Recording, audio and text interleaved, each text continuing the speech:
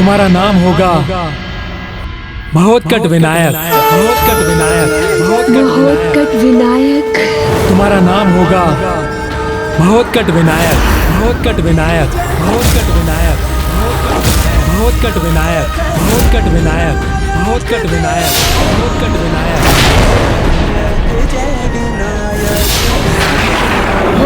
महोत्कट विनायक। ये किसका विचित्र नाम सुना हमने भ्राता? तुम्हारे काल का नाम है ये समय आश्चर्य करने का नहीं, अपितु सावधान होने का है। नरान तक देवान तक, क्योंकि तुम्हारा अंत निकट है। महर्षि कश्यप और देवी अदिति के पुत्र के रूप में तुम्हारी मृत्यु का कारण अवतरित हो चुका है और उसका ही नाम है महोत्कट विनायक।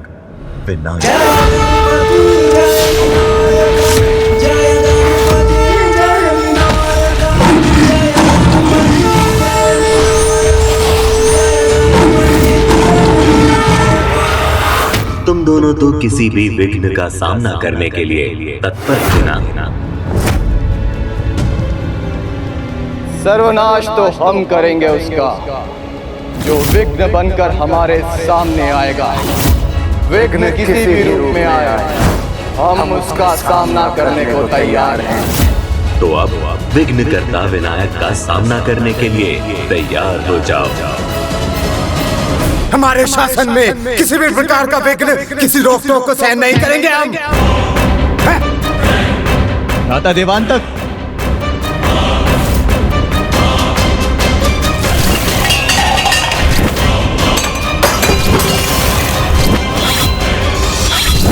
अब हमें कोई नहीं रोक सकता। बहुत बड़ी भूल कर दी उसने जन्म लेकर। भ्राता देवांतक, भ्राता सुनिए। भ्राता श्री शांत हो जाइए। भ्राता श्री अत्यधिक क्रोध एवं उत्तेजना कोई ना कोई भूल अवश्य करवाती है, इसलिए शांत हो जाइए। शांत हो जाऊं? ये समय शांत होने का नहीं है भ्राता। जब काल बिना रोक टोक आपके शीश के ऊपर मंडरा रहा हो, वो समय उसको मिटाने का, उसको रोकने का होता है। शांत भ्राता श्री शांत। मिटेगा भी और झुकेगा भी। जो हमारा काल बनकर हमें चुनौती देगा, उसका अंत तो अवश्य होगा। किंतु इस तुच्छ कार्य के लिए भला आपको जाने की क्या आवश्यकता? आपका तात्पर्य क्या है भ्राता? भ्राता श्री, अभी तो उस बालक के मात्र जन्म की घोषणा हुई है। एक छोटा सा बालक है। भ्राता श्री, जो श्वास हमारे विरुद्ध बहना आरंभ हुआ है, इसके लिए तो हमारे मायावी असुर ही पर्याप्त हैं, जिन्हें हमने देवताओं को ढूंढने का कार्य सौंपा है।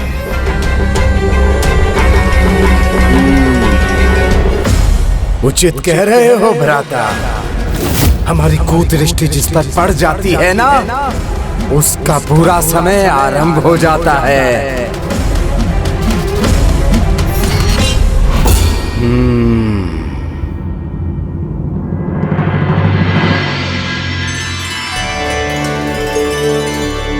इससे तुम पर किसी की भी कुदृष्टि का कोई प्रभाव नहीं पड़ेगा पुत्र। मेरे पुत्र को भूख लगी होगी, है ना? मैं अभी जाकर तुम्हारे लिए कुछ स्वादिष्ट पकवान बनाकर लाती हूँ, ठीक है?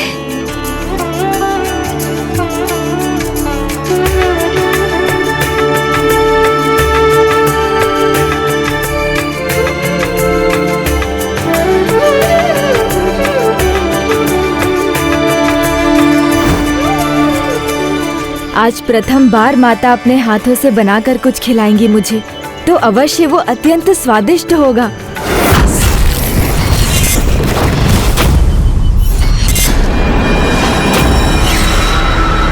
माता, शीघ्रता कीजिए।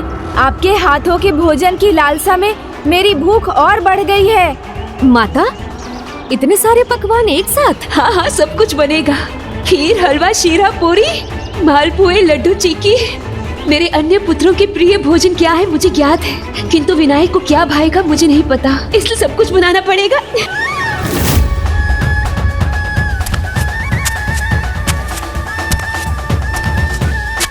गणेश, मेरा पुत्र।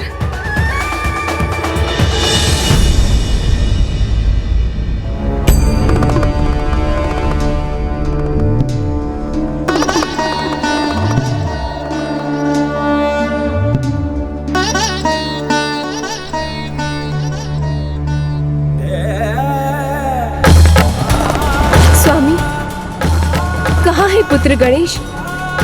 पुत्र नहीं आया।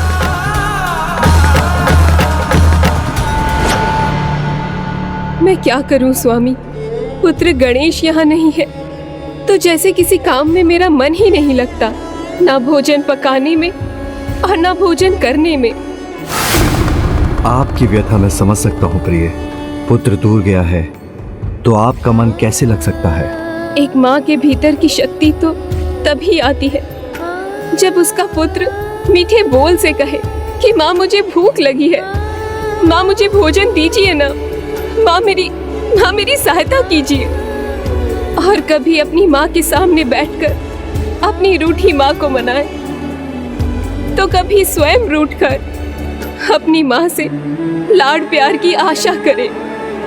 किंतु आज स्वामी, मेरे गणेश के बिना कितना सूना हो गया है हमारा कैलाश, सूना हो गया है हमारा कैलाश। बस माता, अब तो मैं भी शीघ्र अपना पूर्व में किया वचन निभाकर आपके पास लौट आना चाहता हूँ। फिर क्या हुआ प्रभु, आगे बताइए ना। माता, शीघ्रता कीजिए ना, बहुत भूख लगी है।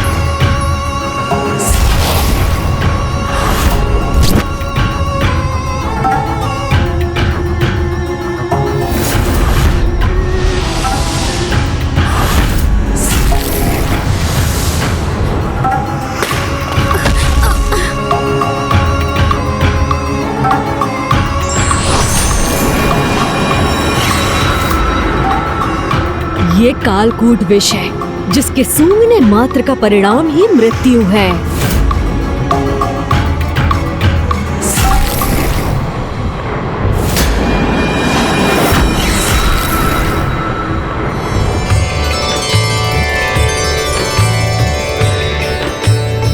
आहा, इतने सारे स्वादिष्ट पकवान, क्या खाऊं क्या ना खाऊं। ये लो पुत्र, थोड़ा थोड़ा सब चख लो, फिर तुम्हें जो भी अच्छा लगेगा ना, वो बाद में तुम और ले लेना।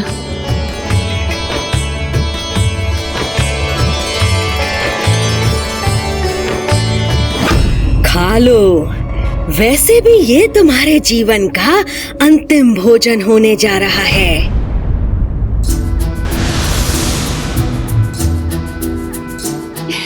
पुत्र ये चखो ना।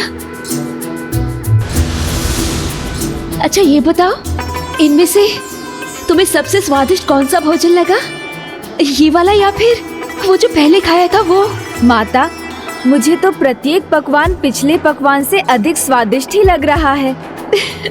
तो फिर पुत्र इन सबके नाम ज्ञात कर लो तुम, तभी तो अपनी माँ को बता पाओगे ना कि तुम्हें कौन सा भोजन अधिक स्वादिष्ट लगा और क्या चाहिए तुम्हें। ये देखो, ये हलवा है और ये है चूरमा और ये खीर और ये मालपुआ।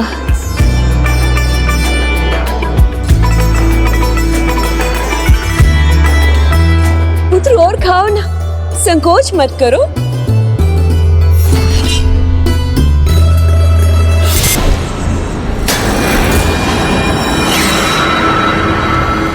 चखो बालक, जो मैंने परोसा है वो भी चखो, फिर कुछ चखने की आवश्यकता नहीं रहेगी। ये लो पुत्र, जल पियो।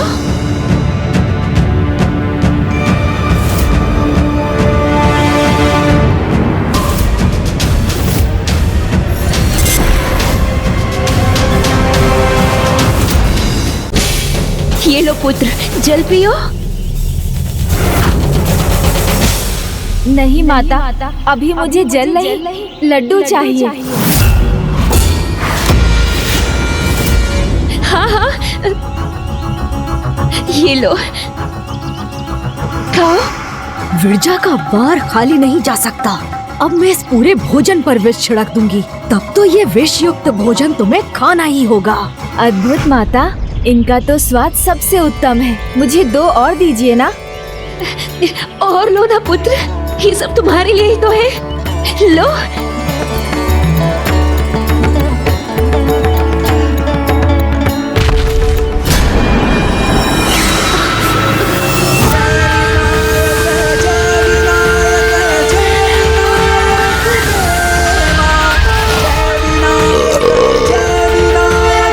माता देखिए ना, मेरा पेट तो भर गया किंतु मन नहीं भरा। मैं समझ गई पुत्र कि भोजन में तुम्हें सर्वाधिक प्रिय क्या है।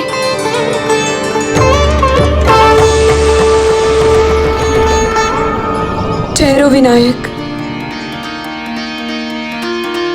छोटे छोटे कंकड़ से भी माँ बचाए, कांटा भी ना चुभ जाए ये भय सताए।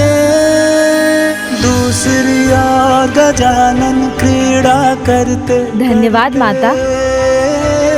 अति भयंकर राक्षसों के प्राण हरते। जो चिंता मन जग की चिंता हरे, मान की ही देखो चिंता करे। ओ मान की ही देखो चिंता करे। जय गणपति जय विनायक, जय गणपति जय विनायक, जय गणपति जय विनायक, जय गणपति जय विनायक, जय विनायक जय विनायक, जय विनायक देवा, जय विनायक जय विनायक, जय विनायक देवा। माता ये पुष्प कंगन।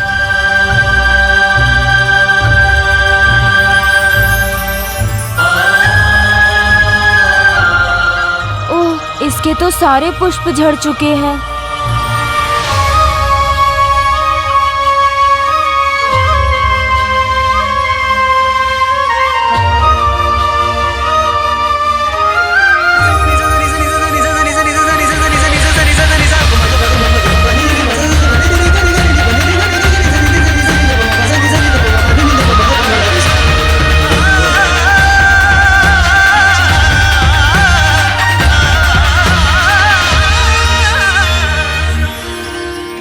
माता हर्षाए मन ही मन में,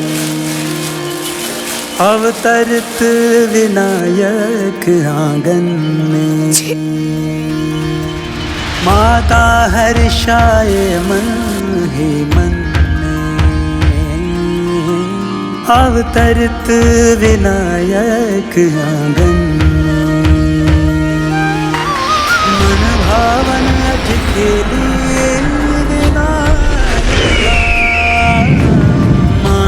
खोला जल घर वात्सल्य का, हो माने खोला जल घर वात्सल्य का।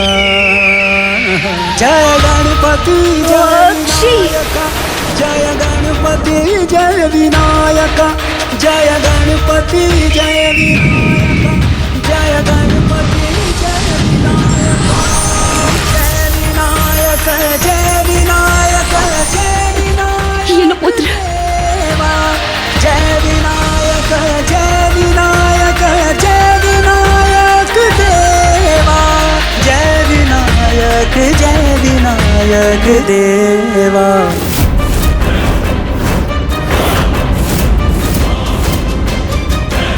त्रिलोकाधिपति, मुझ कंदर को आज्ञा दीजिए। अभी जाकर उस दुष्ट बालक के प्राण सौख लूंगा। नहीं कंदर, नहीं, तुम कहीं नहीं जाओगे। तुम्हारे लिए तो अभी एक अन्य अत्यंत महत्वपूर्ण कार्य है हमारे पास। हमारे पंचराक्षस किस दिन काम आएंगे? वो जाएंगे उस बालक का वध करने के लिए। पूर्ण विश्वास है मुझे, अवश्य सफल होंगे वो। पुत्रों, इतनी कठिन परिस्थितियों में भी तुम सभी इस अवसर पर उपस्थित हुए। मैं अत्यंत प्रसन्न हूँ। माता, आज हमारे भ्राता विनायक का उपनयन संस्कार है, तो हम भला कैसे नहीं आते। और अब जब वो स्वयं यहाँ उपस्थित है तो हमें उन दुष्टों नरांतक और देवांतक के विषय में तनिक भी चिंता करने की आवश्यकता नहीं। बस अब हम पंच राक्षस यहीं तुम्हारा अंत करेंगे बालक।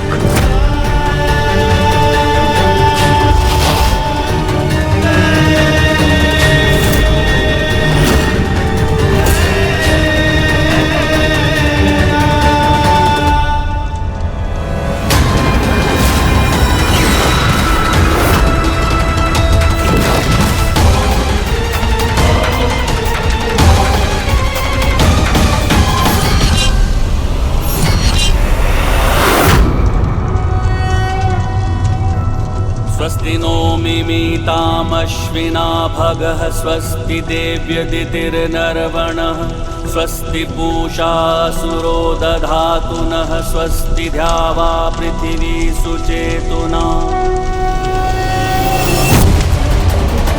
भिक्षा दीजिए माता।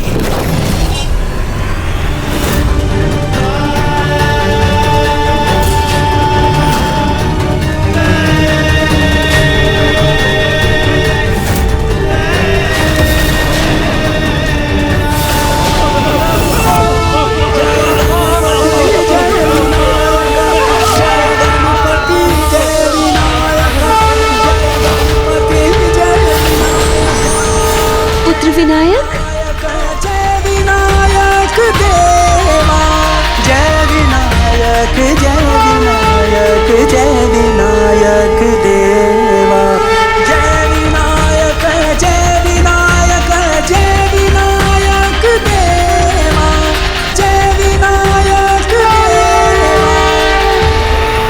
प्रभु, अपने वास्तविक रूप में हमें दर्शन देने की कृपा करें।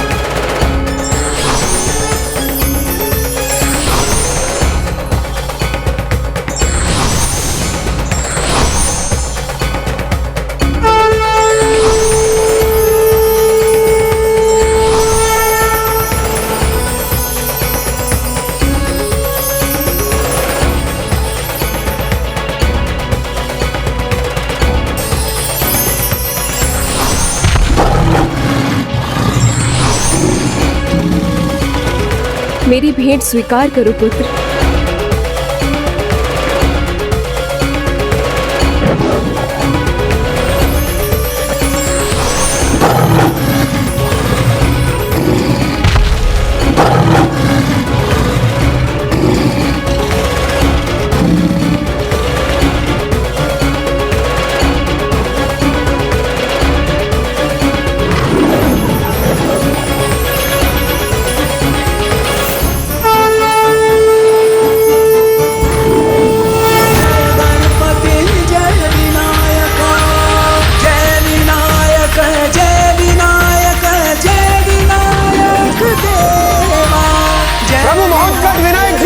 प्रभु महोत्कट विनायक जी की प्रभु महोत्कट विनायक जी की प्रभु महोत्कट विनायक जी की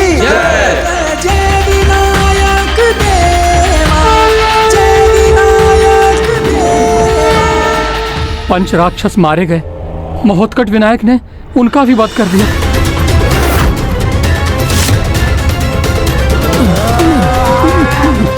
देवांतक, भ्राताश्री शांत शांत हो जाइए।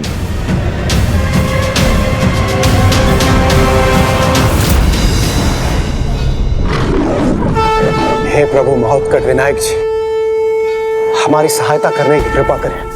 हाँ प्रभु, हमें नरांतक एवं देवांतक रूपी दुष्टों से मुक्ति प्रदान कीजिए।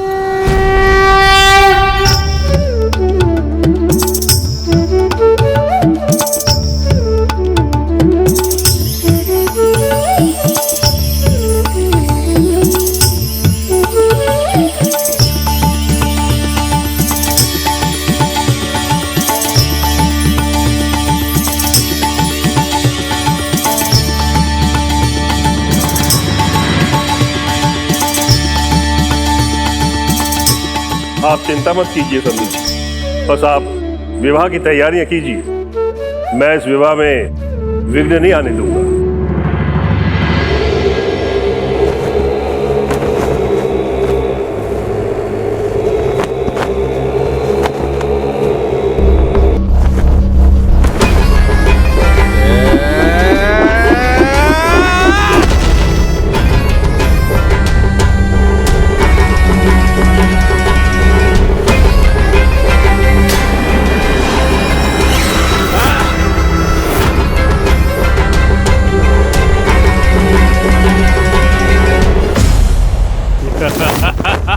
राजभवन का द्वार कर गया। सैनिकों, रुक जाओ दुष्टासुर, आगे मत बढ़ो। जो मुझे रोकेगा वो नहीं बचेगा।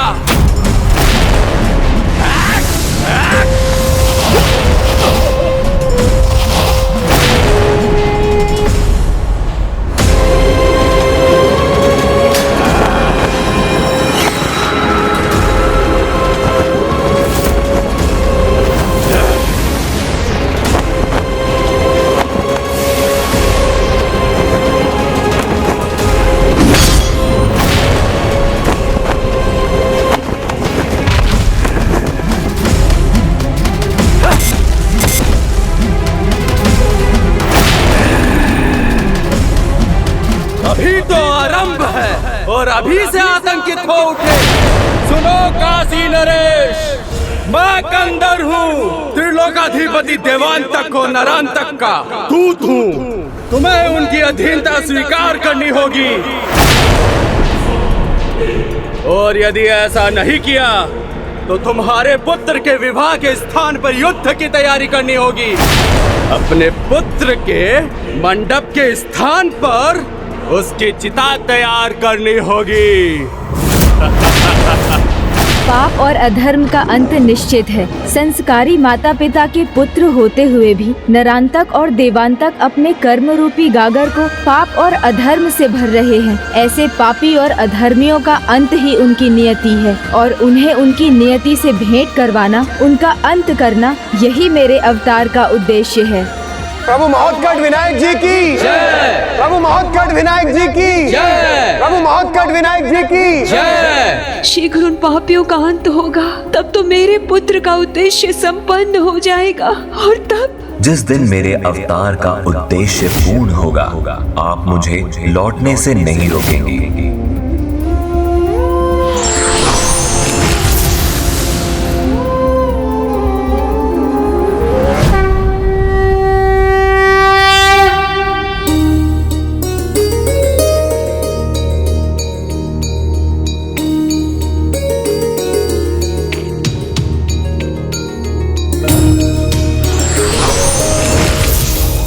हमें भी आज्ञा दीजिए। प्रणाम माता, प्रणाम पिताश्री।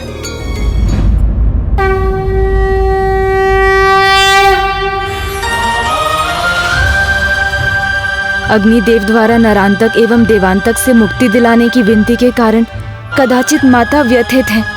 क्योंकि ये तो उन्हें भी ज्ञात है कि इस उद्देश्य की पूर्ति के पश्चात मेरे अवतार का प्रयोजन समाप्त हो जाएगा और मुझे माता से विदा लेना पड़ेगा।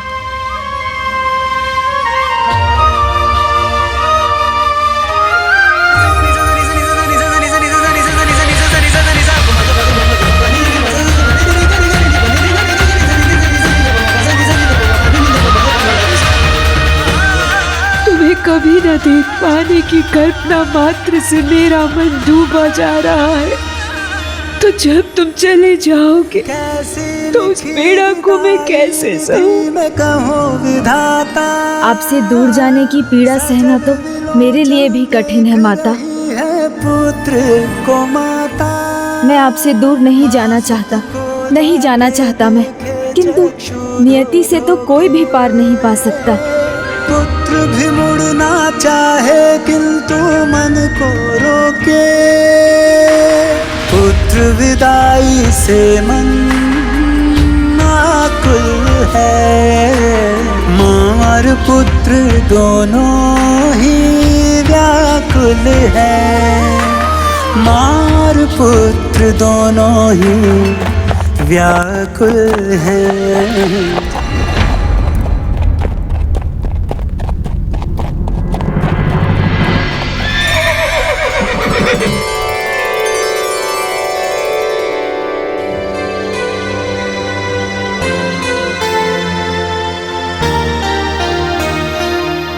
प्रणाम ऋषिवर। कल्याण हो राजन।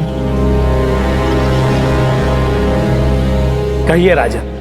ऋषिवर, मेरा यहाँ आने का एक विशेष कारण है। मैं आपको अपने पुत्र के विवाह का निमंत्रण देने आया और उसका दुखद कारण ये है कि दो अधर्मी भ्राता इस शुभ कार्य में विघ्न उत्पन्न करना चाहते हैं। आप ऋषिवर, प्रजापति ऋषि कश्यप वहां उपस्थित होंगे तो हमें उन दोनों के आतंक से मुक्ति मिलेगी। आपकी उपस्थिति में कुछ अशुभ नहीं होगा और ये विवाह संस्कार बिना विघ्न के हो जाए। कौन है ये दो भ्राता काशी नरेश? नरांतक और देवांतक। इसलिए ऋषिवर, आपका वहां उपस्थित होना अत्यंत आवश्यक है, तभी मुझे उस आतंक से मुक्ति मिलेगी और इस विवाह का संपन्न होना संभव होगा। नरांतक एवं देवांतक का अंत करना ही मेरे इस अवतार का मुख्य उद्देश्य है। हे राजन, यदि नरांतक और देवांतक आपके विघ्न बने हैं तो आपको मेरी नहीं, मेरे पुत्र विनायक की आवश्यकता है। आप उसे अपने साथ ले जाइए। जिस दिन मेरे अवतार का उद्देश्य पूर्ण होगा, आप मुझे लौटने से नहीं रोकेंगी।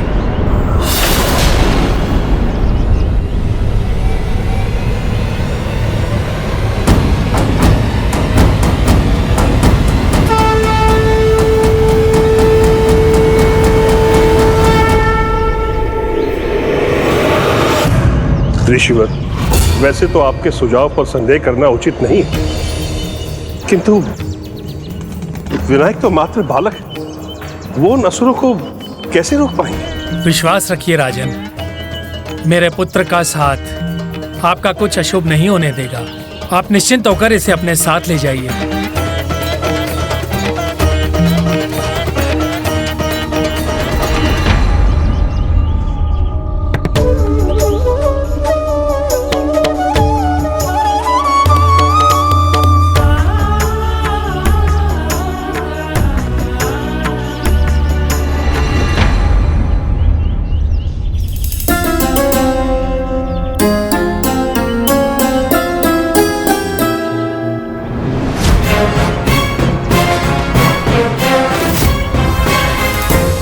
पुत्र विनायक, काशी नरेश को तुम्हारी सहायता की आवश्यकता है और कुछ समय की ही तो बात है।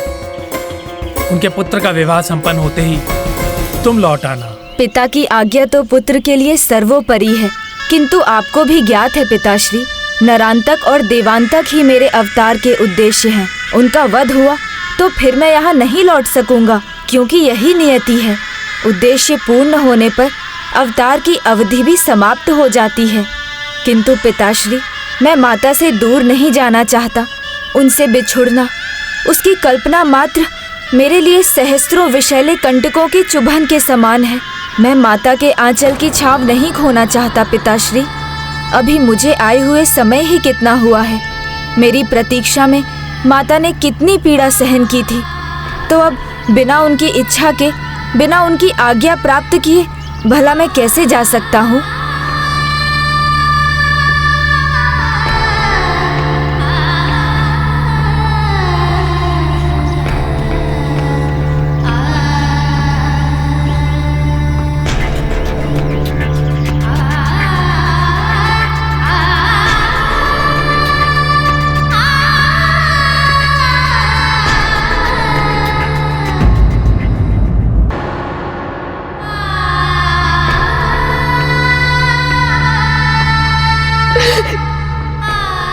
स्वामी, मेरे विनायक को कहीं मत भेजिए स्वामी। मैंने तो भले भांति इसका दुलार भी नहीं किया है। मैं इसे अपने से दूर नहीं कर सकती स्वामी। पुत्र, तुम गए तो वापस लौटकर नहीं आ सकोगे। ये जानकर तुम्हें भेजना मेरे लिए भी अत्यंत कठिन होगा, किंतु अपना हृदय कठोर कर हमें ऐसा करना ही होगा। हमारा स्वार्थ छोटा है, किंतु तुम्हारा कर्तव्य बड़ा है, और कर्तव्य के आगे स्वार्थ को झुकना ही होगा। यही उचित है। प्रिय, आप अपनी ममता का विचार कर उसे यहाँ से जाने नहीं दे रही हैं, किंतु उस माँ का भी तो विचार कीजिए जिसे आपके पुत्र की आवश्यकता आपसे भी कहीं अधिक है। स्वामी, ये आप क्या कह रहे हैं? मेरे पुत्र की माता, मेरे विनायक की आवश्यकता भला मुझसे अधिक और किसे हो सकती है? माता भूमि, माता भूमि, माता भूमि, जो हमें अन्न, जल और वायु प्रदान करती हैं। उनकी कितनी संतानों को नरांतक और देवांतक ने आतंकित किया हुआ है, किंतु अब तो सभी धामों में सर्वोच्च प्रभु महादेव की प्रिय काशी नगरी पर भी दुष्टों का प्रकोप छाने वाला है।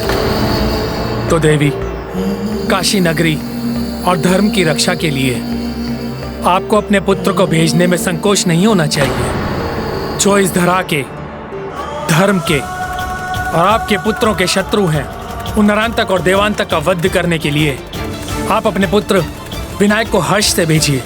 यही एक माता का धर्म है। यदि विनायक ने अपना कर्तव्य नहीं निभाया तो उसके अवतार लेने का उद्देश्य पूर्ण नहीं हो पाएगा और प्रभु का अवतार निरर्थक हो जाएगा। क्या आप पुत्र विनायक को विफल होते देख सकेंगी?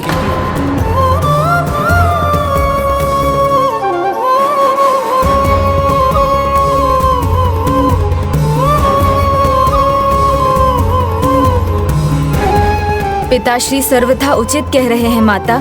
आपके दुलार, आपके वात्सल्य को पाकर मैं इतना निहाल हो गया कि कर्तव्य को लेकर मेरे मन में दुविधा उत्पन्न हो गई। किंतु ना मैं अपने मार्ग से भटक सकता हूँ माता, और ना आप अपने वचन से। मुझे जाने की अनुमति दीजिए माता। आपकी आज्ञा नहीं होगी तो मैं भला कैसे जा सकूंगा? हाँ पुत्र, मैं भी तुम पर दोष लगते हुए नहीं देख सकती। फिर इसके लिए चाहे मुझे कितना ही कष्ट क्यों न सहन करना पड़े, मैं तुम्हें नहीं रोक सकती पुत्र। किंतु पुत्र, जिस प्रकार प्रभु श्री महागणाधिपति जी ने मुझसे वचन लिया था, मैं भी तुमसे एक वचन चाहती हूँ।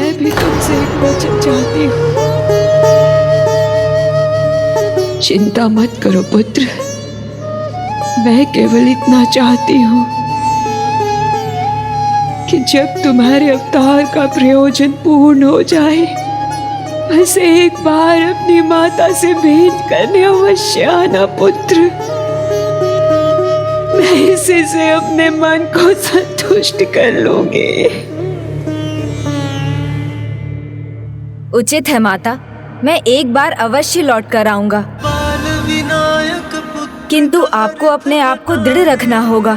यदि आपका हृदय भावुकता की आवेग में दुर्बल होने लगा तो मैं अपना हृदय नियंत्रण में कैसे रख सकूंगा माता? फिर तो मैं भी दुर्बल हो जाऊंगा ना। माता का बस माँ को जाने, माता की आज्ञा को वह सर्वोपरि माने। नहीं पुत्र, मेरे कारण तुम दुर्बल नहीं बनोगे, ये वचन देती हूँ मैं।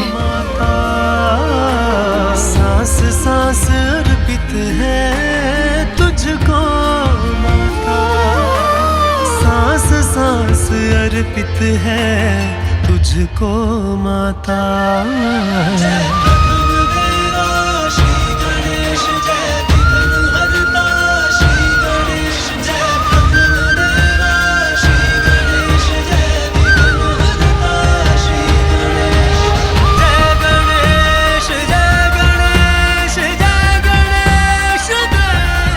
ये लो पुत्र, ये मोतीचूर के लड्डू हैं और मैं जानती हूँ कि तुम्हें मोतीचूर के लड्डू बहुत प्रिय हैं। मार्ग में भूख लगेगी तो इन्हें खा लेना।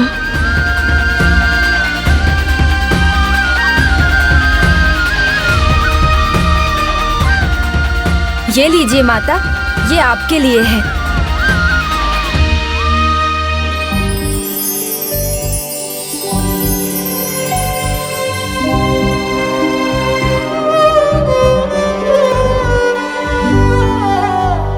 नहीं पुत्र, ये भेंट मैं तुमसे तब लूंगी जब तुम मुझसे भेंट करने के लिए आओगे।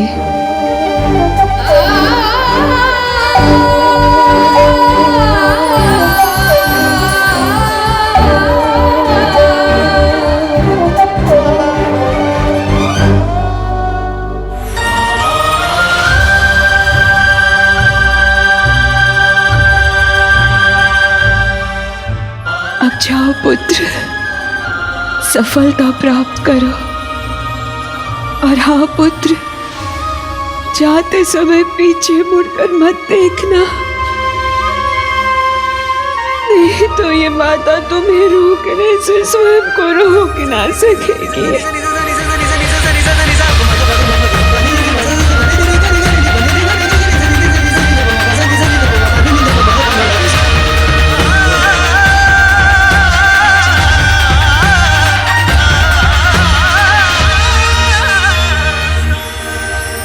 कैसी लिखी विदाई विधि में कहो विधाता, सजल विलोचन देख रही है पुत्र को माता।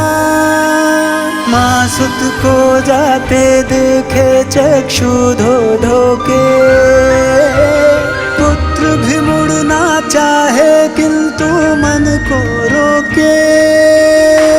पुत्र विदाई से मन आकुल है, माँ और पुत्र दोनों ही व्याकुल है। माँ और पुत्र चलिए राजन, दोनों ही व्याकुल है।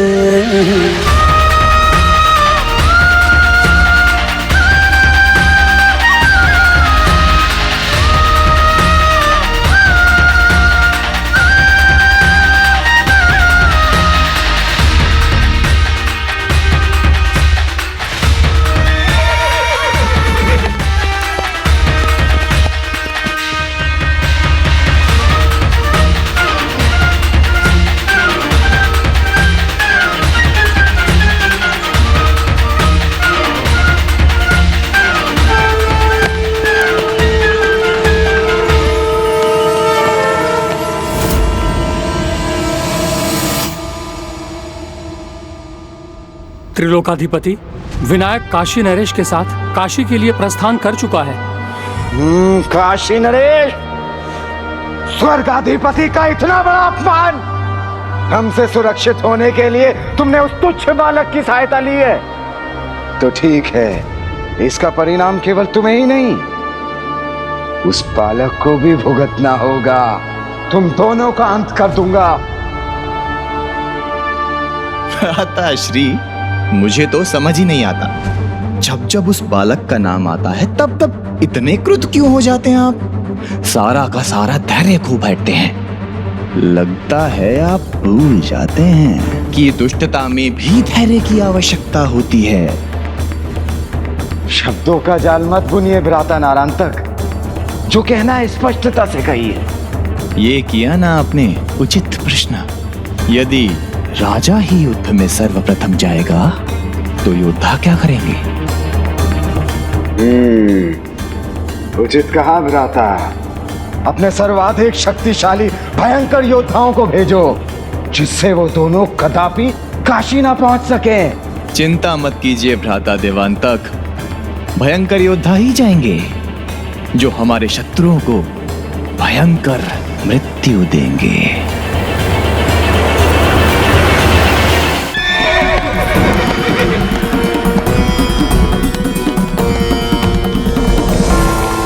महर्षि कश्यप को विनायक पर विश्वास है, किंतु मेरे मन में अभी भी यह प्रश्न घुमड़ रहा है, क्या उन दोनों का वध कर सकेंगे ऋषिपुत्र विनायक?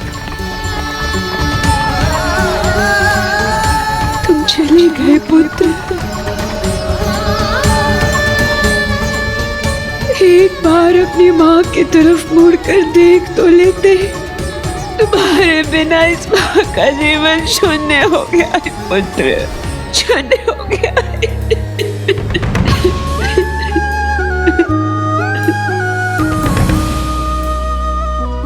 अश्रु नहीं देवी, गर्व से भर दिया है हमारा जीवन पुत्र विनायक ने।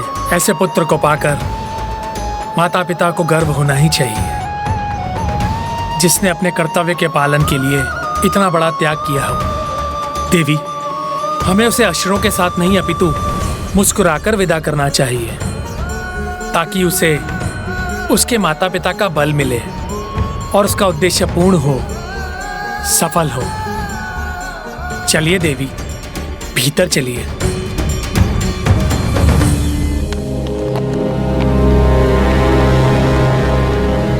एक बालक भला कभी अपनी माता पिता से दूर होकर शांत चित्त रह सकता है? वही मनोस्थिति ऋषिपुत्र की है।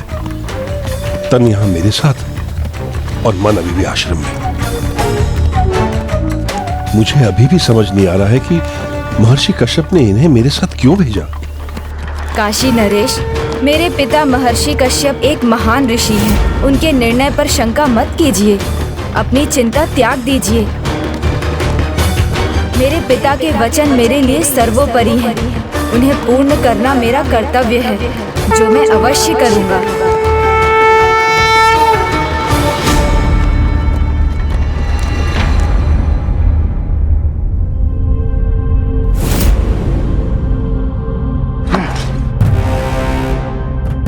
किसे भेजोगे तुम भ्राता नारांतक? हमारे काल का काल बनने? कौन है वो जो उस बालक के साथ काशी नरेश का भी जाकर अंत कर देगा? भेजना नहीं है भ्राताश्री, पहुंचाना है उन दोनों को, वो भी काल के काल में। काका श्री द्रुमाश, वो बनेंगे उनका काल। ओम ब्रह्मदेवाय नमः। ये कैसी मूर्खतापूर्ण बात कर रहे हो भ्राता? काका श्री धूम्राक्ष करेंगे उसका अंत? तुम भूल गए हो क्या? वो अपने तप में लीन है, हमारी सुरक्षा सुनिश्चित करने के लिए। आकाशवाणी ने संकट की सूचना दी, तुम्हारे काल ने जन्म ले लिया है। काका श्री, आप कैसी बात कर रहे हैं? कदाचित आप भूल गए हैं, आपका देवांतक सर्वशक्तिशाली है, मुझे कोई परास्त नहीं कर सकता। तुम्हारे पराक्रम और बल पर शंका नहीं है मुझे, किंतु मैं इस आकाशवाणी की उपेक्षा भी नहीं कर सकता। इसलिए मैंने निश्चय किया है कि ब्रह्मदेव का कठोर तप करूंगा और ऐसा अस्त्र प्राप्त करूंगा उनसे जो मुझे अजय बना दे, और तुम्हारा कवच बन तुम्हारे काल का काल बन जाऊंगा। भूला नहीं हूं भ्राताश्री, किंतु अवसर का उचित लाभ उठाना भली भांति जानता हूं। काकाश्री का तप अपने चरम पर है, और जैसे ही काकाश्री को वरदान प्राप्त होगा, विनायक उनके सामने होगा। क्यों? कैसी लगी मेरी योजना? किंतु यदि विनायक काकाश्री के वरदान मिलने से पूर्व ही उनके सामने आ गए तो? हमारा कार्य तब भी अवश्य संपन्न होगा भ्राताश्री, क्योंकि काकाश्री के क्रोध के साथ साथ उनका बल भी बढ़ता जाता है, और उस बालक ने उनके तप में कोई भी बाधा डाली तो उनका क्रोध उत्पन्न होगा, और उस क्रोधाग्नि में वो दोनों किंतु उनका मार्ग बदलकर काकाश्री तक उन्हें पहुंचाएगा कौन? पहुंचाएगा नहीं भ्राताश्री, पहुंचाएगी काकी जरिम्भा।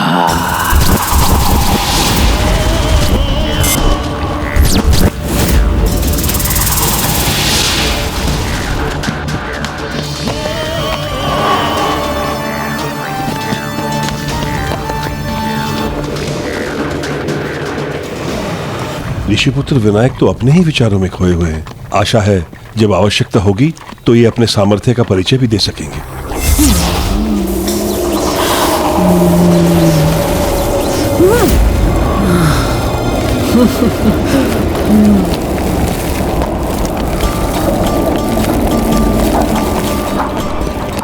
ये धूल और धूम का बवंडर अचानक कैसे प्रकट हो गया?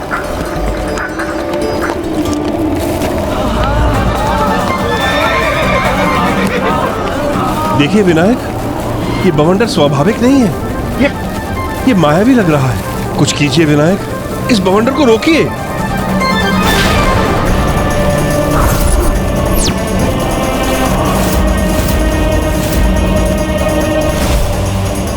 तुम्हारे बिना इस माँ का जीवन शून्य हो गया है पुत्र।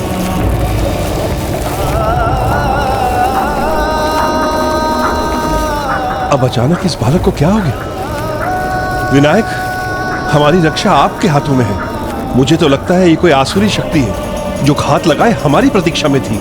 प्रतीक्षा? हाँ सत्य है, माता तो अभी से मेरी प्रतीक्षा कर रही होंगी। देवी, आप स्वयं को पीड़ा देकर कदाचित अपने पुत्र को भी पीड़ा दे रही हैं। ऐसा मत कीजिए देवी। चलिए भीतर चलकर विश्राम कीजिए।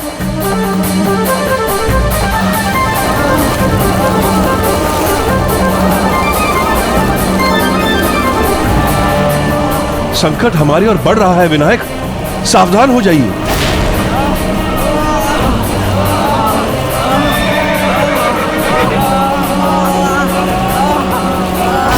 अब विनायक कुछ नहीं करेंगे तो मुझे ही संकट का सामना करना होगा।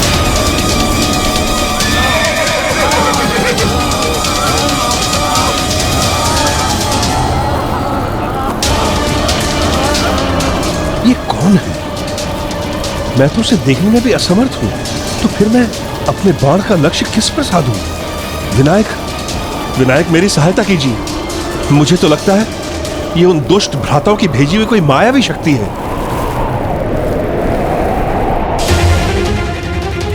वायु का ये शीतल स्पर्श, अर्थात काकी जरिम्भा ने अपना कार्य आरंभ कर दिया है। तुम जो भी हो, मैं अपने बाणों की बौछार से रोक दूंगा तुम्हें।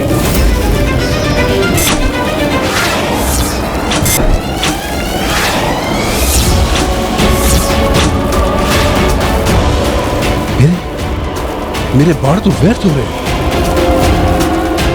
सहायता कीजिए विनायक, सहायता कीजिए। विनायक, आपने कहा था कि आपके पिता का वचन सर्वोपरि है। उनके वचन का मान रखिए, अपना कर्तव्य निभाइए। कुछ कीजिए विनायक, कुछ कीजिए। बस एक बार अपनी माता से भेंट करने अवश्य आना पुत्र। देवी, हमने पुत्र विनायक को उसके अवतार का उद्देश्य पूर्ण करने और उसे उसका कर्तव्य निभाने के लिए ही तो भेजा है ना। जैसे ही उसका कर्तव्य पूर्ण हो जाएगा वो पुनः आपके पास लौट आएगा देवी। किंतु उसे जाना तो होगा ना, वो मेरे पास रुकेगा तो नहीं ना। नहीं होगा।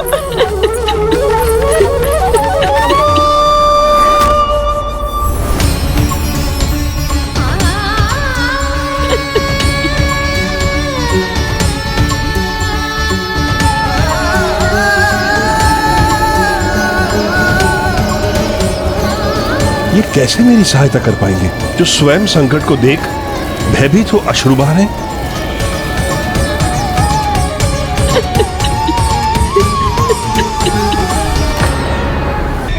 विनायक, अभी तो मैं अपना धनुष भी उठाने में असमर्थ हूं। कुछ कीजिए विनायक, वरना ये बवंडर हमें उड़ा कर ले जाएगा।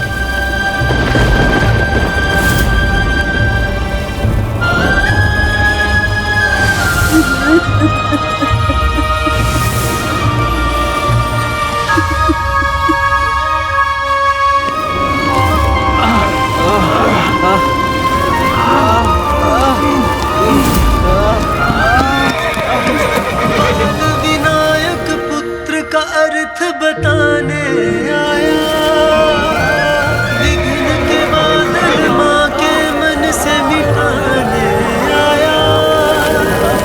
आज्ञाकारी माता का बस माँ को जाने, माता की आज्ञा को वह सर्वोपरि माने। जीवन समर्पित है तुझको माता, सांस सांस अर्पित है तुझको माता, सांस सांस अर्पित है तुझको माता।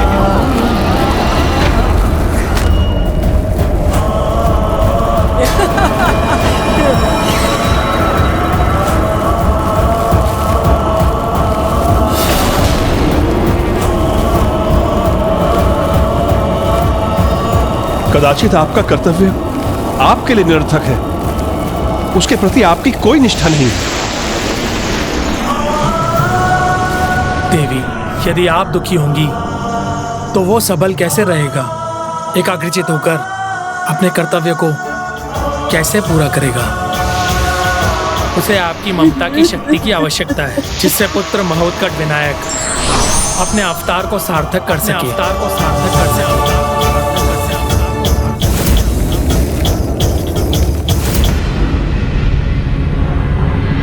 मेरे पुत्र, मेरे कारण तुम दुर्बल नहीं बनोगे, ये वचन देती हूं मैं।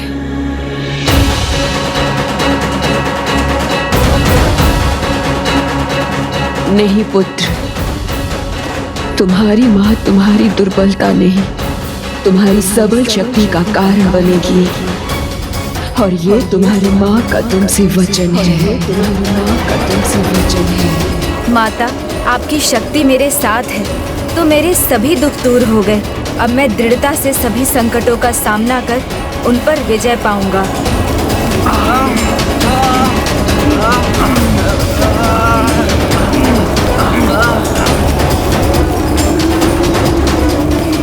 बवंडर और प्रचंड हो रहा है, किंतु आश्चर्य, विनायक अब भयभीत नहीं। पुत्र, तुम्हें शीघ्र ही अपनी माता से भेंट करने आना है ना?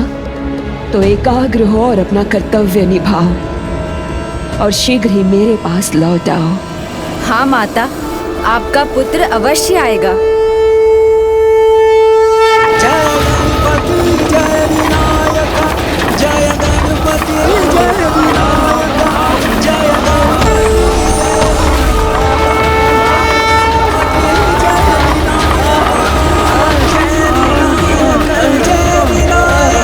तो ये मायाविनी है इस बवंडर का कारण। काशी नरेश, अपना बाण दीजिए मुझे। बस बहुत हुआ।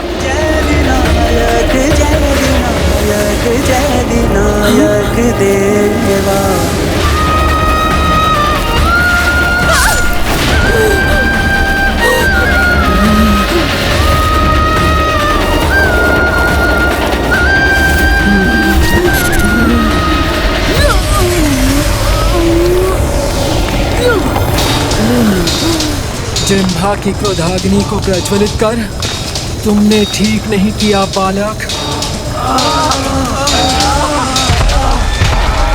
तुम्हें अपना मार्ग बदलना ही होगा। तुम्हें वहां जाना ही होगा जहां तुम्हारा काल स्वामी धूम्राक्ष तुम्हारा अंत करेंगे।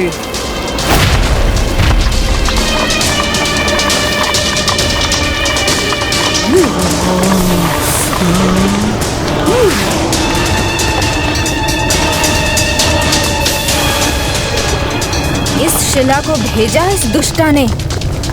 विनायक, कुछ कीजिए, इसे रोकिए। काशी नरेश, इस शिला का लक्ष्य ना मैं हूँ ना आप। अर्थात ये आसुरी हमें आहत नहीं करना चाहती, बस हमें हमारी दिशा बदलने पर विवश करना चाहती है, हमें कहीं भेजना चाहती है। मुझे तो सिर्फ ये शिला दिखाई दे रही है। आप इसे रोकने का कोई उपाय कीजिए।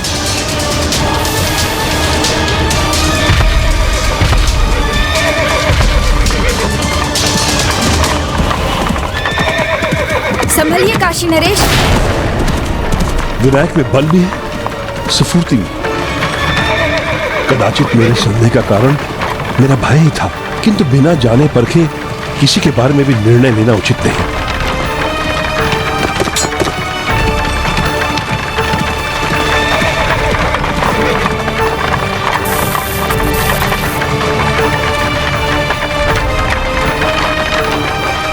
विनायक, हमारा रथ खाई की ओर बढ़ रहा है। इसे रोकिए विनायक, इसे रोकिए। रथ को गिरने दीजिए काशी नरेश।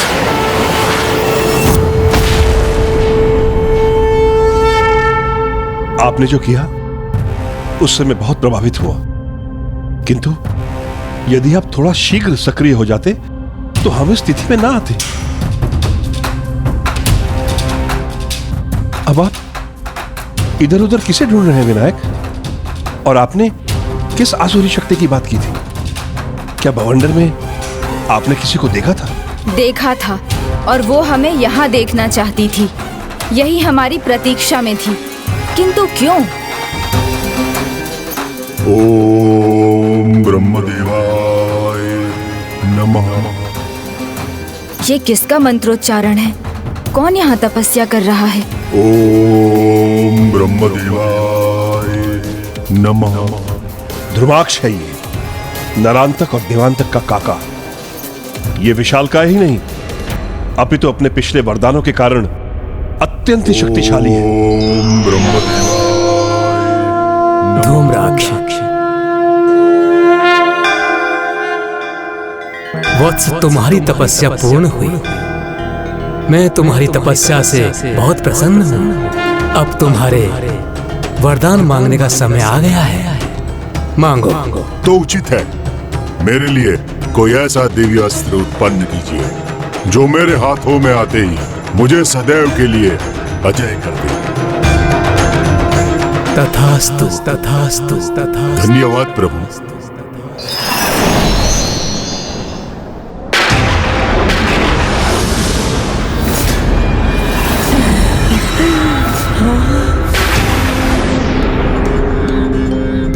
इस दुष्ट को यह अस्त्र प्राप्त नहीं होना चाहिए। ये दिव्य अस्त्र इसके हाथ में आते ही यह अजय हो जाएगा।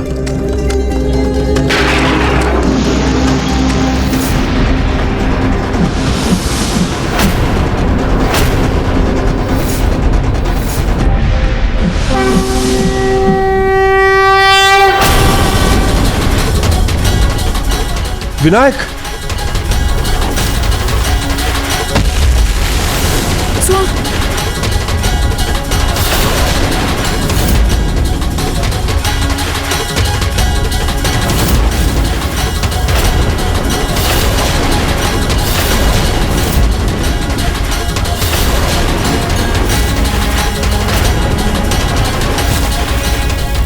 ये संयोग अद्भुत है। एक और दिव्य अस्त्र मेरे हाथों में आ रहा है और दूसरी ओर उस दिव्य अस्त्र को अपने रक्त से तृप्त करने शत्रु स्वयं सामने खड़ा है। ये क्या किया आपने विनायक? आपने तो हमारा संकट बढ़ा दिया। हाँ, तुमने सत्य कहा। शत्रु, ध्यान से देख लो मुझे। मैं ही हूँ तुम्हारे पापी, अधर्मी, नरांतक देवांतक का काल। कौन किसका काल है ये अभी ज्ञात हो जाएगा। ये क्या कर दिया विनायक आपने? उसे चुनौती दे डाली। अब क्या होगा? होगा क्या? ये दिव्य अस्त्र इसके हाथों में आएगा ही नहीं। ये मेरी माता की दी हुई पोटली है, इसे संभाल कर रखिए काशी नरेश। शेष मुझ पर छोड़ दीजिए।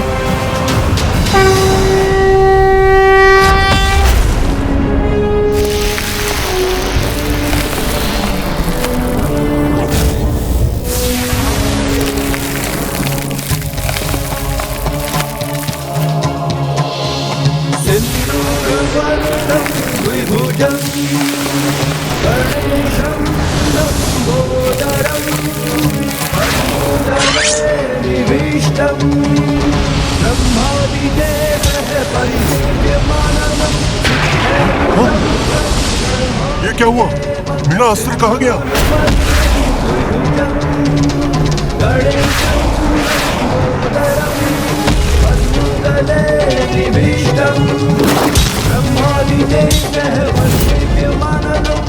आश्चर्य, ध्रुवाक्ष का दिव्यास्त्र विनायक के हाथों में। मेरा अस्त्र मुझे लौटा दो बालक, अन्यथा अपने हाथों से ही मसल दूंगा तुम्हें।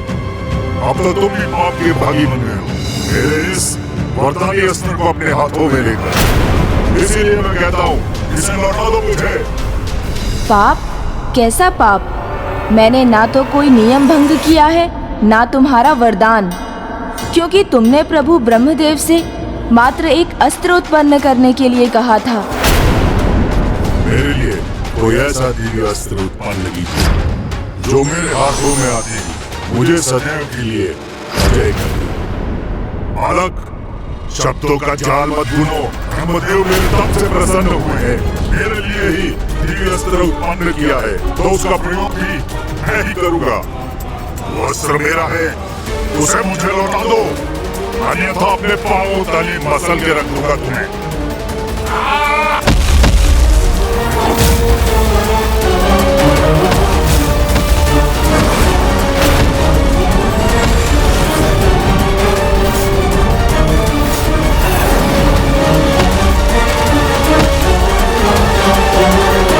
मेरा अस्त्र मुझे लौटा दो बालक, अन्यथा अपने पांव तले मसल के रख दूंगा तुम्हें।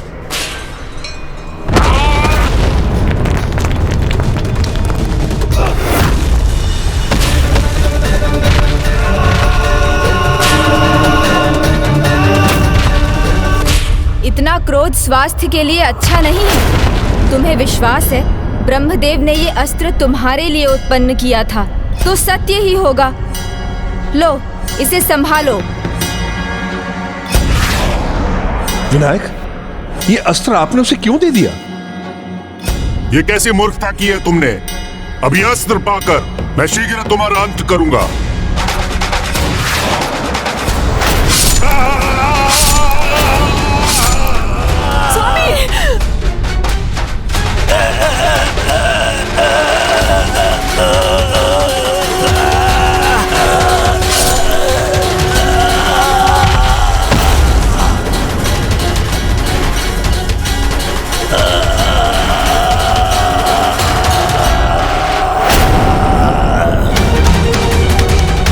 ये कैसा विचित्र आभास हुआ मुझे? कहीं चाचा श्री धूम्राक्ष का अंत तो नहीं हो गया?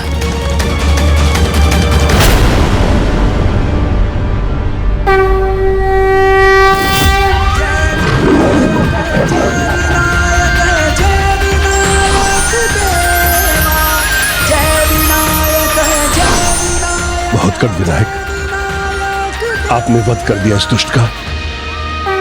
आपकी जय हो। भ्राता मनु और मैंने यहाँ पहुँचने में विलंब कर दिया। हाँ माँ, मैं और जगन भ्राता यही सोच रहे थे कि उस बालक का अंत देखने में कितना आनंद आता, किंतु तब तक तो पिताजी ने उस बालक विनायक को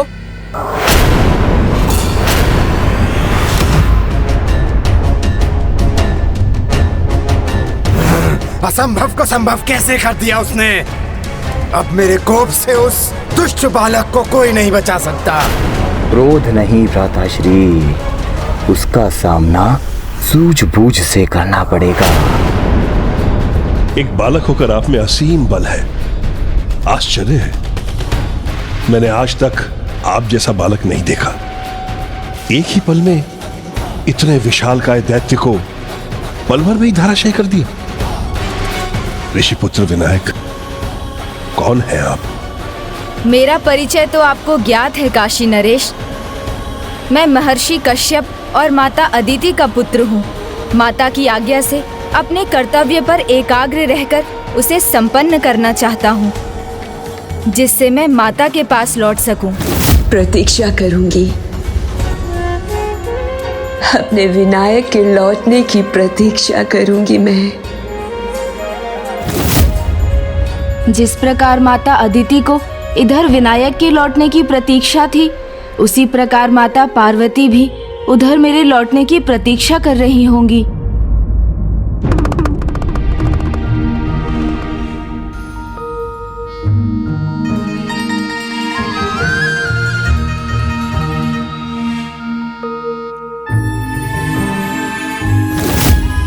माता, जल।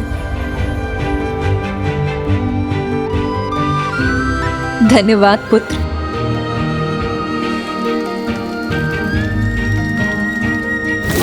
पुत्र गणेश, तुम्हारा यहाँ ना होना मुझे हर क्षण कचोट रहा है। अभी तुम यहाँ होते तो प्रतिदिन के भांति जलाभिषेक के लिए कलश भर लाते। माता, पुत्र। ममता है भावों की पावन सी गंगा। माता, जल। माता है नीर जिसमें पुत्र है तरंगा।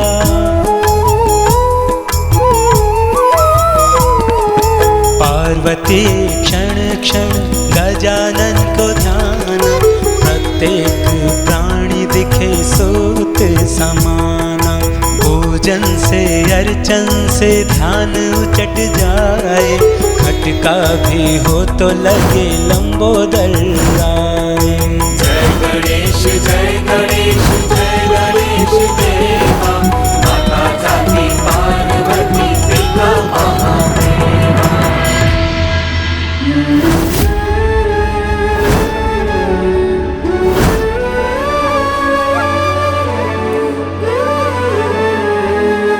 गणेश नहीं तो भी ध्यान तो उसी में ही लगा हुआ है, इसीलिए ध्यान में बैठना भी कठिन हो रहा है। कितने भी प्रयास कर लूं पुत्र, पर मैं अपने मन को समझा ही नहीं पा रही। शीघ्र आ जाओ मेरे पास पुत्र।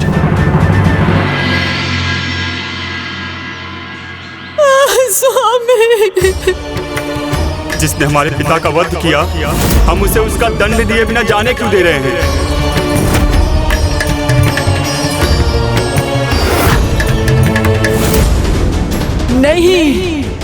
नहीं जाने देंगे उसे। प्रतिशोध लेंगे, प्राण दंड देंगे उसे।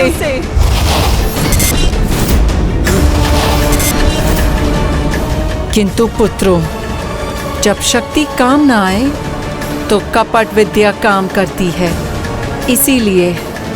इसीलिए हमें सोच विचार कर, योजना बनाकर इस बालक का सामना करना है। माँ, मेरे पास कपट भी है और योजना भी।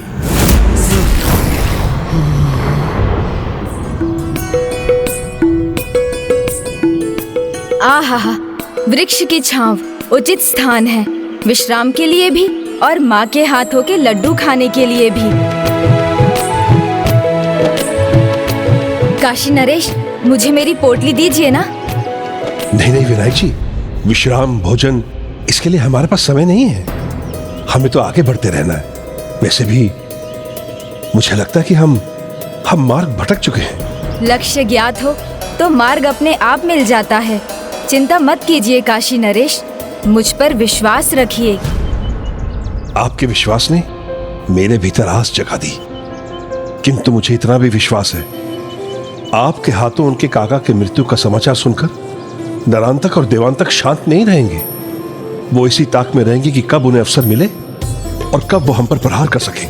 वो हम पर दृष्टि बनाए रखना चाहते हैं तो ऐसा करने दीजिए उन्हें। उनकी दृष्टि हम पर रहेगी तो उनके प्रत्येक कार्य पर प्रभु परम ब्रह्म की दृष्टि भी तो रहेगी। चिंता मुक्त होकर मुझ पर विश्वास रखिए। बात विश्वास की नहीं है विनायक, बस मैं अनावश्यक संकट से बचना चाहता हूं। इसीलिए मेरा आपसे निवेदन है, हमें चलते रहना चाहिए।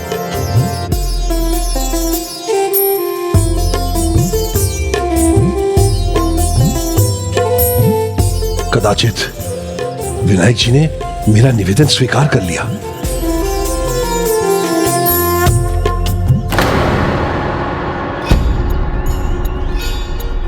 नहीं, ये तो यहां बैठ गए।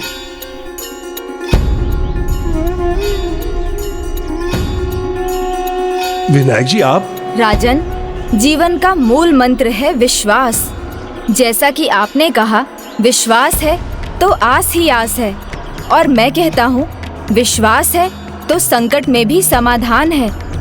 विश्वास है तो पत्थर में भी भगवान है, और विश्वास नहीं तो भगवान साथ हो तब भी भय ही दिखाई देता है, भगवान नहीं।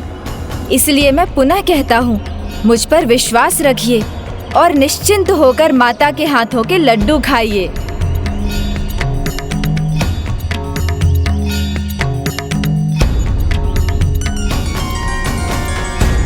अधिक विचार स्वयं पर प्रहार के समान होता है।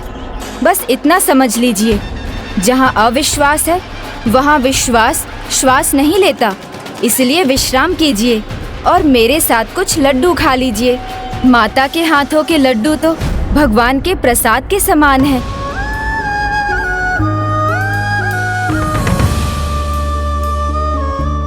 देवी, अब आप कुछ भोजन कर लीजिए। नहीं स्वामी, जब तक मैं अपने पुत्र को लड्डू नहीं खिला देती, मैं ना तो कुछ खाऊंगी और ना ही कुछ पीऊंगी। आपने उसके साथ लड्डू बांधकर तो भेजे, और यदि उसे भूख लगेगी तो वो खा लेगा। अपना नहीं तो अपने पुत्र का विचार कीजिए, जो आपकी अद्भुत ममता से बंधा हुआ है। यदि आप कुछ नहीं खाएंगी तो पुत्र विनायक कैसे कुछ खा सकेगा?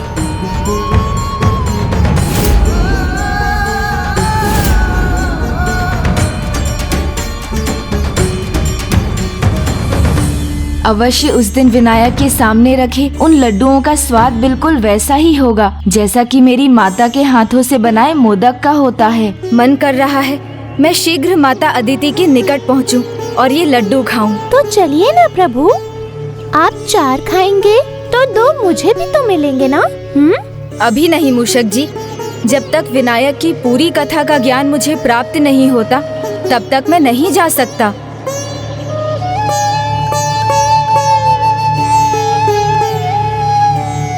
किंतु ये क्या कर रहे हैं? अभी तो इतने भूखे थे और अब लड्डू सामने हैं और अब बस उन्हें निहार रहे हैं। इनके मन की था पाना मेरे लिए तो कदापि संभव नहीं।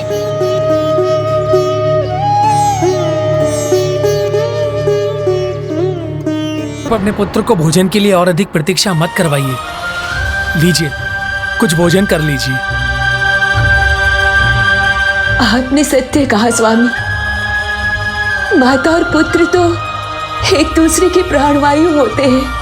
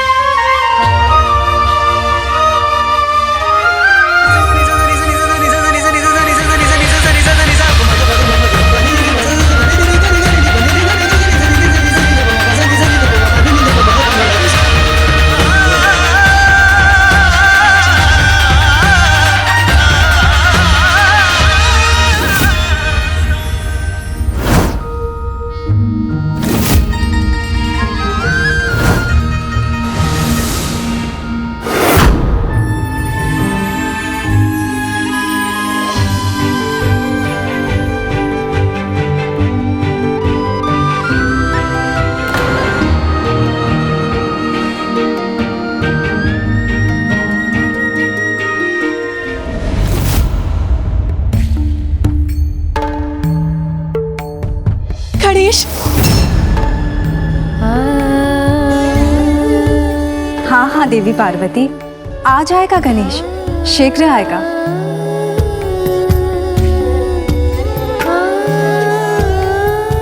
इतनी विचलित क्यों हो रही है आप? मन को शांत कर आसन ग्रहण कीजिए। किंतु देवी,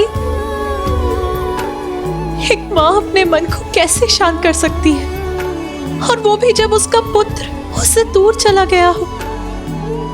और देखिए ना देवी लक्ष्मी, मुझसे कितनी बड़ी भूल हो गई। गणेश जा रहा था और मैंने उसे भोजन भी नहीं दिया। भूखा होगा मेरा पुत्र, भूखा होगा। देवी पार्वती, आप व्यर्थ चिंता कर रही है। ये तो आप भी जानती हैं कि देवी अदिति उसे कदापि भूखा नहीं रहने देंगी। गणेश को देखते ही सर्वप्रथम दुलार से उसे भोजन करवाएंगी वो। इसलिए आप चिंता त्याग दीजिए देवी। किंतु गणेश को कहीं माता अदिति के हाथों का भोजन भाग गया तो, अपनी माँ के हाथों के मोदक का स्वाद भूल गया तो मैं क्या करूंगी देवी? देवी, आप व्यर्थ चिंता कर रही है।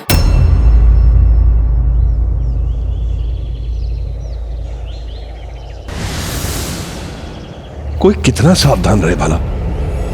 अब तो मेरे पांव भी थक गए, किंतु इनका मुख लड्डू खाते खाते नहीं थक रहा है।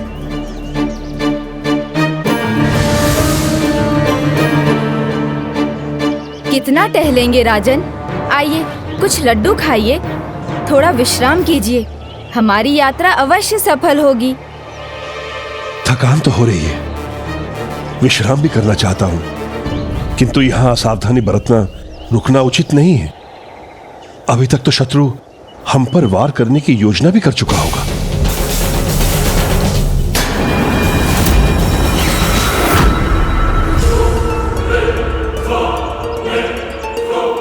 सही कहा पुत्र जगन तुमने। ये थके भी हैं और भूखे भी। तब तो अवश्य ही हमारी योजना सफल होगी माँ। भ्राता मनु, तुम हमें मिले वरदान का प्रयोग करने के लिए तैयार रहो।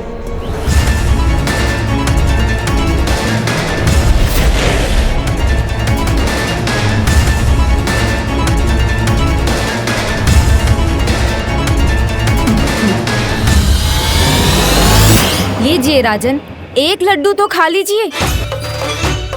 नहीं खाना चाहते तो आपकी इच्छा, किंतु माता के हाथ के इतने स्वादिष्ट लड्डू खाने का अवसर गवा रहे हैं आप। आहा, आनंद आ गया। कितने भी खा लो, मन ही नहीं भरता। एक और खाता हूँ। विनायक आप पूछेंगे तो मैं मना नहीं करूंगा।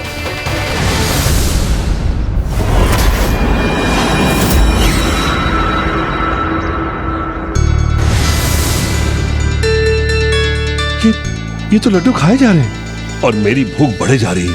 पर अब तो ये मुझसे खाने के लिए पूछ भी नहीं रहे हैं।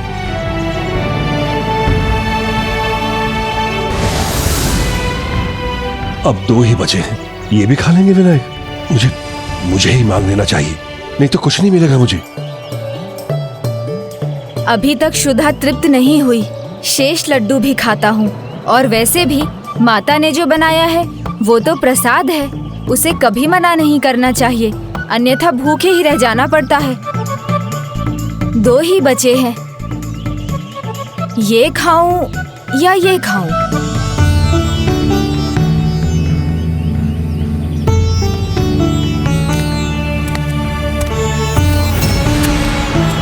ये कैसा स्वर है? कोई आ रहा है।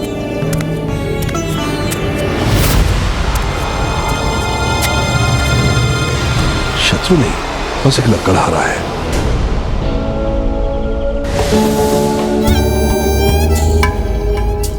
बस अब इस अंतिम लड्डू को बड़ा स्वाद लेकर खाऊंगा।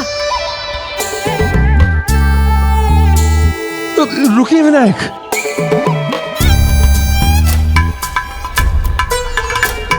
माता का प्रसाद है, इसे अस्वीकार कैसे कर सकता हूं? आपकी अनुमति हो ग्रहण कर लूं मैं? अवश्य राजन। है ना स्वादिष्ट? बहुत स्वादिष्ट है, किंतु विनायक जी, इसको खाने के बाद मेरी भूख और बढ़ गई। किंतु राजन, इस घने वन में जहाँ फल के वृक्ष भी नहीं है, आपको भोजन कहाँ मिलेगा?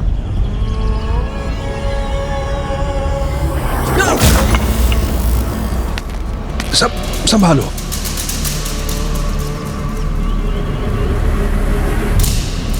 आपने मेरी सहायता की, इसके लिए बहुत बहुत धन्यवाद।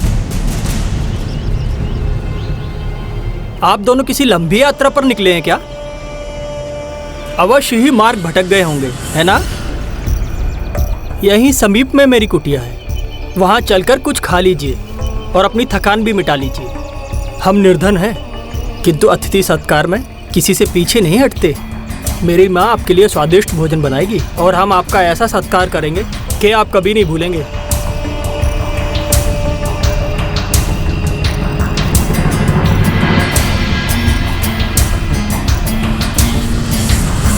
इतने कोमल हाथ कठोर परिश्रम करने वाले लकड़हारे के तो नहीं हो सकते।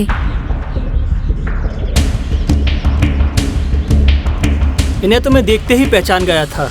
ये अवश्य कोई दिव्य बालक है और आप अवश्य किसी राज्य के राजा हैं। और राजा का सत्कार करना तो प्रजा का धर्म होता है, तो मुझे और मेरे परिवार को अपनी सेवा का अवसर दीजिए। हाँ, यदि मुझे तुच्छ लकड़हारा मानकर आप मेरी कुटिया में नहीं चलना चाहते हैं तो वो आपकी इच्छा है। राजा का धर्म होता है धनी हो या निर्धन, सभी प्रजाजनों को समान दृष्टि से देखना, अन्यथा वो राज्य के योग्य नहीं। तब तो आपका स्वागत है। यहीं समीप है मेरी कुटिया, उन झाड़ियों के पीछे।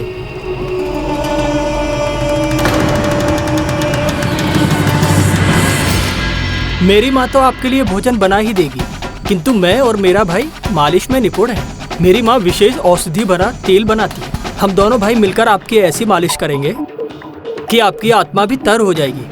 आइए, अब तो आपको चलना ही चाहिए।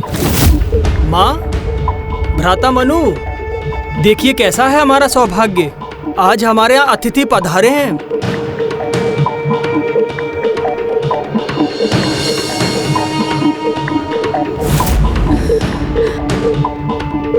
आइए आइए, स्वागत है आपका।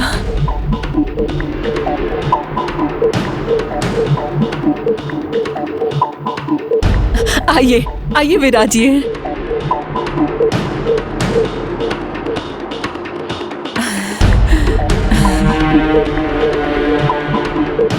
आप लोग भूखे प्यासे होंगे ना, मैं आप लोगों के लिए जल और भोजन ले आती हूँ।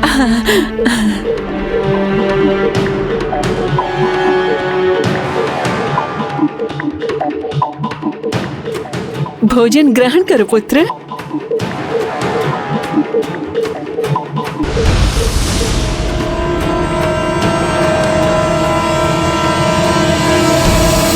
माँ, ये यात्रा से बहुत थक गए हैं। आप अपना विशेष औषधि वाला तेल दीजिए ना, मैं और भैया मिलके मालिश करके इनकी थकावट मिटा देंगे। हाँ हाँ पुत्र, अभी लाती हूँ। अतिथि सत्कार तो हमारा परम धर्म है। अब भी तेल ले आती हूँ।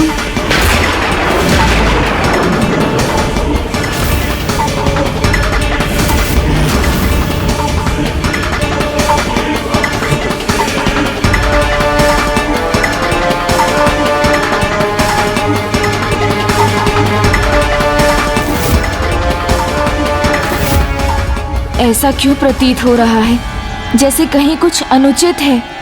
बच गए। यदि वो देख लेते तो हमारा भेद खुल जाता।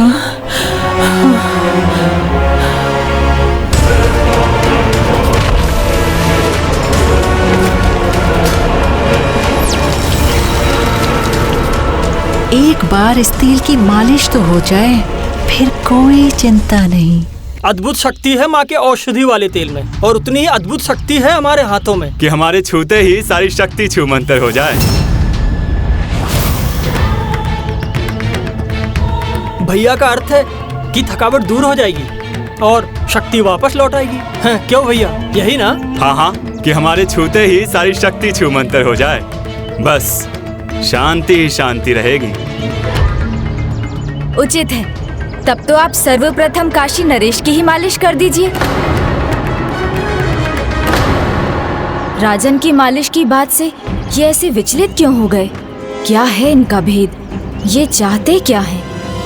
लीजिए, ये कैसी बात कर दी आपने? राजन तो महान है, वो कैसे एक बालक को पीड़ित देख सकते हैं? इसलिए वो भी यही चाहेंगे कि सर्वप्रथम आपकी पीड़ा दूर हो दिव्य बालक। और राजा की आज्ञा का पालन करना तो प्रजा का धर्म है ना, इसलिए हम अपने धर्म से नहीं हटेंगे। सर्वप्रथम हम माँ आपकी मालिश करेंगे। क्यों महाराज, उचित है ना? हाँ, ये उचित कह रहे हैं विनायक, मालिश तो पहले आपकी होनी चाहिए। ये दोनों मेरी ही मालिश करने पर तुले हैं, वो भी अपनी माता के द्वारा तैयार किए गए विशेष तेल से। अवश्य इसमें इनका कोई ना कोई कपट है। माँ, विशेष तेल तैयार हो गया? हाँ, बस लाई। माँ को समय लग रहा है, और इससे पहले कि मनु कुछ कहकर हमारा भेद खोल दे, मुझे किसी युक्ति से इसे यहाँ से लेकर निकल जाना चाहिए। जब तक माँ तेल तैयार कर रही है, आप हमें आज्ञा दीजिए कि हम आपकी और क्या सेवा कर सकते हैं। नारियल का जल कंठ को तृप्त कर देता है। उसका श्वेत गूदा आहा अत्यंत स्वादिष्ट होता है। अब तो नारियल खाने की तीव्र इच्छा हो रही है, वो ला दीजिए ना। उचित है, आप यहीं विराजिए। हम यूं गए और यूं आए। चलिए। अतिथि बनाकर सदा के लिए विदा करने लाया था। किंतु ये तो वास्तव में हमसे अपना सत्कार करवा रहा है।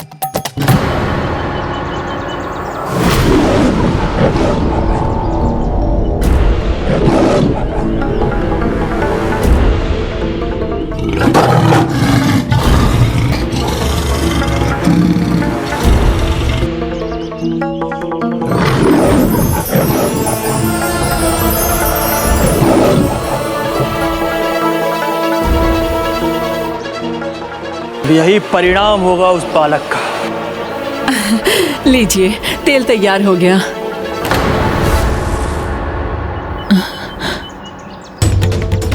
किंतु मेरे पुत्र, वो कहाँ है? वो दोनों विनायक के लिए नारियल लेने गए हैं।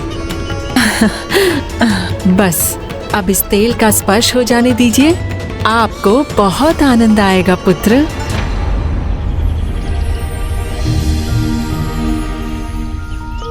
माता किसी भी रूप में क्यों ना हो, पुत्र के लिए तो वो माता ही रहती हैं। इन दोनों को भी अभी जाना था।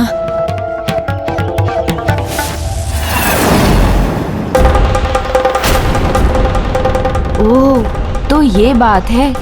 इस घाव को छिपाने के लिए ही ये अपना मुख ढक रही हैं। ये तो वही आसुरी जी हैं जिनको कुछ समय पूर्व ही मैंने घायल किया था। माता, आपको देखकर एक पल के लिए तो मुझे लगा जैसे मेरी ही माता मेरे सामने हो। आप मेरी माता जैसी ही हैं, और माता के हाथों से जो कार्य हो वो तो संतान को बहुत सुख पहुंचाता है। तो आप ही मेरी मालिश कर दीजिए ना माता। मैं कर दूं मालिश? किंतु मैं तो इस विष का प्रभाव नहीं सह सकती। ये कार्य तो मेरे पुत्रों को ही करना था। क्या हुआ माता, आप रुक क्यों गईं? कर दीजिए ना मेरी मालिश, मुझे बहुत अच्छा लगेगा। अतिथि का आग्रह ठुकराया नहीं जाता।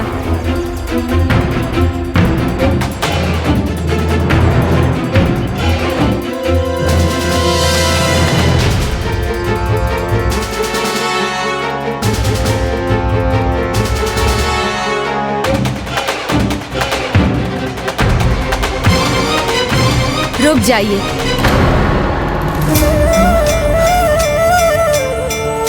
आपको माता पुकारा है तो इस विष से आपकी हानि कैसे होने दूं? हाँ?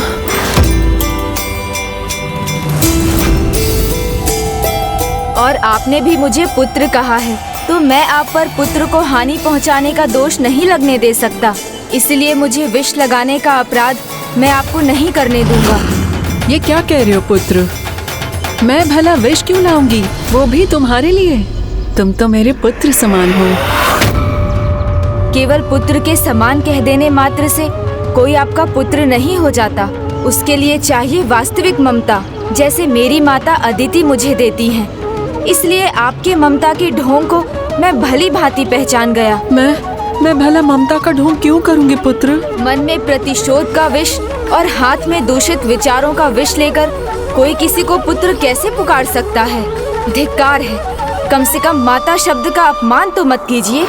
अपने आंचल की छांव में तो माता अपनी संतान को आने वाले हर संकट से छिपा कर रखती है, और आप विष मिला तेल छिपा रही हैं। आपका घाव देखकर मुझे आपके कपट का आभास हो गया था। अनुमान था मुझे कि आप औषधि नहीं विष मिला रही हैं उस तेल में।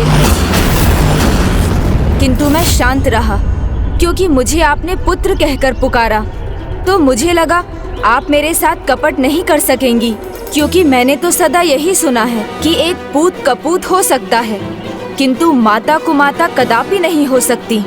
माता अपनी संतान की प्रथम गुरु होती हैं, उसे सुपथ पर चलने का मार्ग दिखाती हैं। किंतु आप तो अपने पुत्रों के प्रति भी ममता का ढोंग कर रही हैं, उन्हें अधर्म की खाई में धकेल रही हैं। क्या अपने पुत्रों के प्रति भी आपके मन में कोई ममता नहीं? आपके मन में कोई ममता नहीं? आपके मन में कोई ममता नहीं? पूत कपूत हो सकता है, किंतु माता कुमाता कदापि नहीं हो सकती। पूत कपूत हो सकता है, किंतु माता कुमाता कदापि नहीं हो सकती। कदापि नहीं हो सकती। धन्य है वो माता जिसने आपको अपने पुत्र रूप में पाया है। उनके चरणों में मेरा वंदन। तुम्हारे शब्दों ने मेरे भीतर के सभी विकार रूपी विष को धो दिया है। मुझे मेरे किए पर बहुत पछतावा है, और सत्य है मैंने माँ और ममता दोनों शब्दों का अपमान किया है। मुझे क्षमा नहीं, मुझे दंड दीजिए। भूल कितनी भी गंभीर क्यों ना हो, उसे स्वीकार कर उसे सुधारने का निर्णय लेना मोक्ष प्राप्ति का प्रथम पग है माता।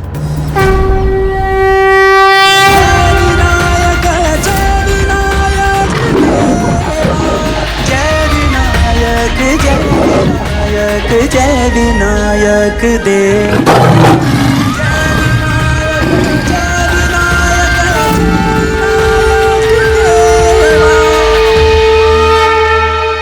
क्षमा क्षमा कीजिए प्रभु, जाने अनजाने अपराध कर दी गई।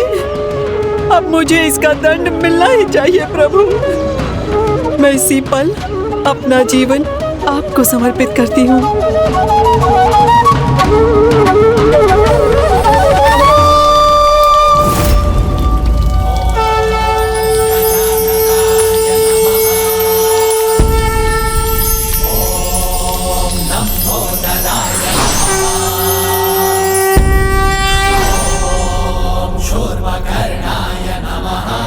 आपकी दिव्यता केवल बल में नहीं, अपितु आपकी बुद्धि में भी है विनायक जी।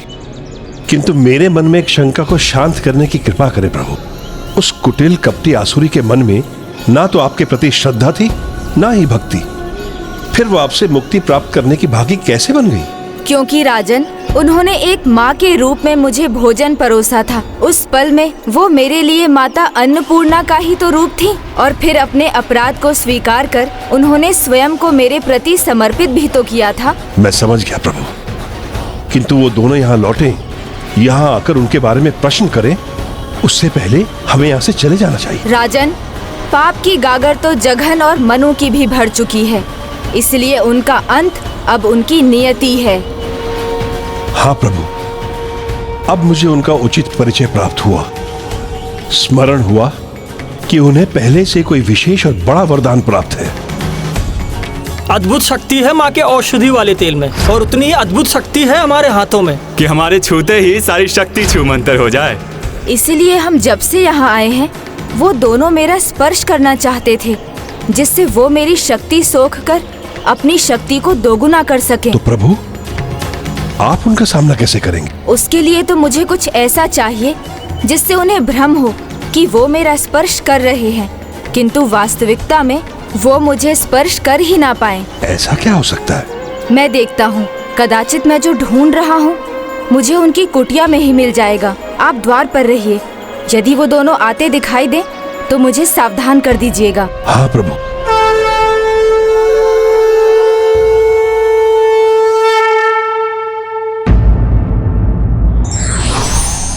लक्ष्य स्पष्ट हो तो उस तक पहुंचने का मार्ग स्वतः स्पष्ट हो जाता है।